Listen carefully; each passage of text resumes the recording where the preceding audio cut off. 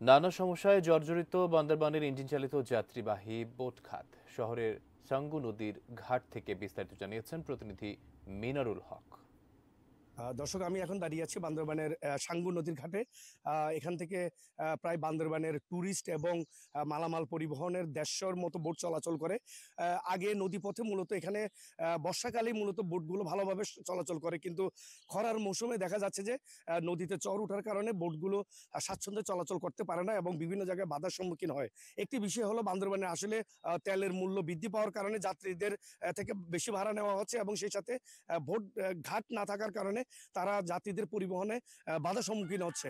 এবং সেই সাথে প্রশাসন থেকেও এই যে একটা বোট যে সমিতি রয়েছে বা বোট একটি পরিবহনের যে একটা খাঁটি রয়েছে, এটি কোনো সংস্কার হচ্ছে না, কারণ সেই কারণে যাত্রীরা এবং পর্যটকরা দুর্ভোগের মধ্যে পড়ছে।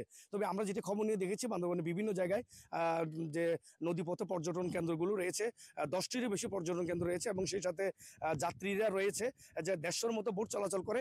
এগুলো যদি সংস্কার করা যায় তাহলে এই খাতটি আরো বেশি উন্নতি লাভ করবে বলে আমাদেরকে যেটি সংশ্লিষ্টরা যেটি জানিয়েছেন।